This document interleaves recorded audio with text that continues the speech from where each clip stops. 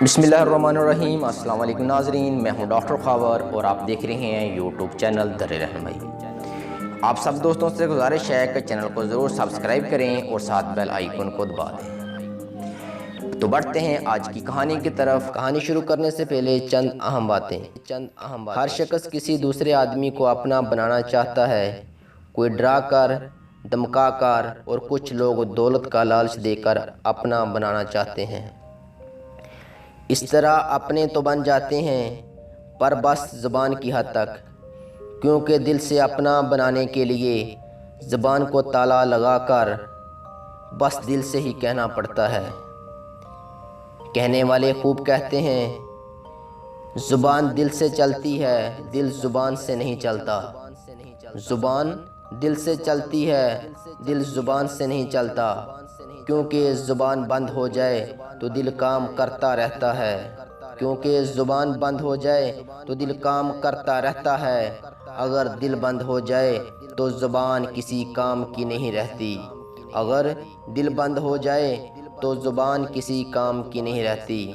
लेकिन आजकल लोग ज़ुबान का ज़्यादा और दिल का कम इस्तेमाल करते हैं, और ख़ामोश लोगों के पास एक बड़ा दिल होता है। इसीलिए कहते हैं, खामोशियाँ आवाज़ों की मुर्शिद होती हैं। खामोशियाँ आवाज़ों की मुर्शिद होती हैं, इनकी कदर किया करो जनाब। ऐसे लोग ज़ुबान से नहीं बल्कि दिल से बातें करते हैं। दिल से निकली बात सीधी दिल पर असर करती है, और ज़ुबान से कही बात बस कानों की हद तक महदूद रह जाती है। कुछ लोगों के पास बस ज़ुबान होती है, वो बोलते ही रहते हैं, क्योंकि ज़ुबान का काम तो बोलना ही होता है। और जिन लोगों के पास दिल भी होता है, वो लोगों की बातों को सुन भी लेते हैं और सुना भी लेते हैं, क्योंकि ऐसे लोगों के पास लोगों की बुरी बातों को भी समाने के लिए एक खूबसूरत दिल होता है।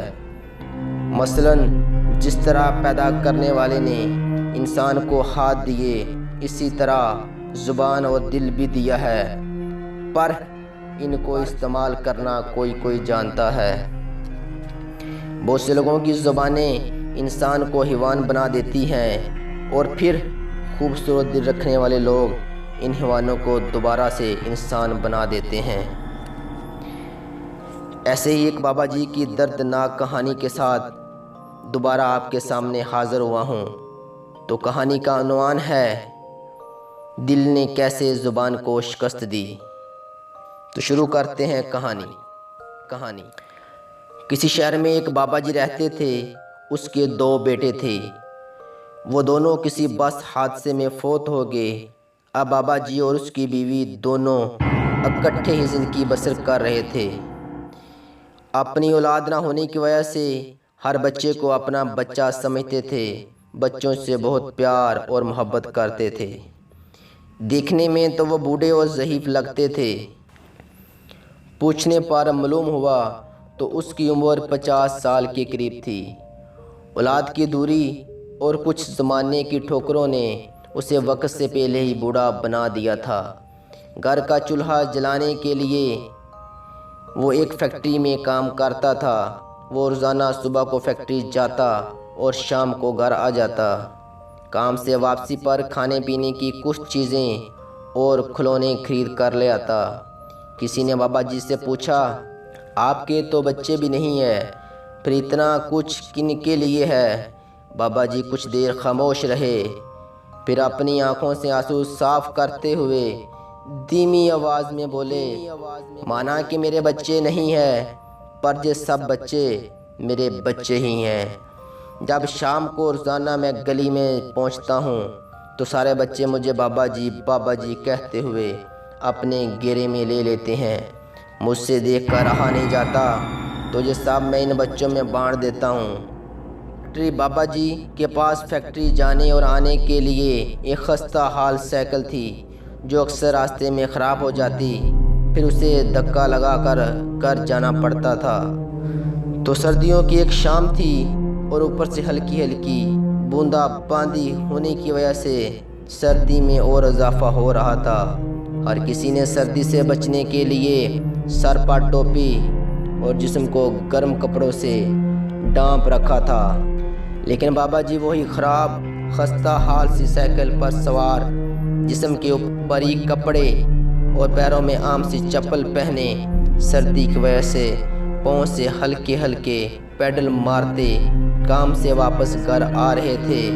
جب وہ چوک کراس کرنے لگے تو اچانک پیڈل سے پاؤں پھسلا اور سائیکل سنبھلنا پئی تو دوسری طرف سے آتی ہوئی ایک خوبصورت کار سے ٹکرا گئی، جس سے کار کی لائٹ ٹوٹ گئی تو بابا جی گھبرا کر وہاں ہی کھڑے ہو گئے۔ اتنے میں کار سے ایک خوبصورت نوجوان پینٹ کوٹ پہنے، آنکھوں پر چشمہ لگائے اور ایک ہاتھ میں موبائل فون تھامے بڑے غصے سے اونچی آواز میں گالیاں دیتے ہوئے باہر نکلا، دیکھنے میں جیسے کسی سردار کا بیٹا معلوم ہوتا ہو۔ وہ کہنے لگا، بابا تم اندھے ہو، تمہیں دکھتا نہیں ہے کیا؟ دیکھ کر سائیکل نہیں چلا سکتے تھے؟ غریب کہیں کے، تمہاری 500 والی سائیکل نے میرا ہزاروں کا نقصان کر ڈالا۔ تو بابا جی چپ چاپ خاموش کھڑے، سب سنتے رہے۔ لڑکا قریب آیا اور گریبان سے پکڑ کر بابا جی کے چہرے پر ایک زوردار تھپڑ رسید کیا۔ بابا جی لاچار، گمسم اور ایک بت کی طرح سیدھے ایسے کھڑے رہے جیسے کہ اپنی بے گناہی ثابت کرنے کے لیے منہ میں زبان تک نہ ہو۔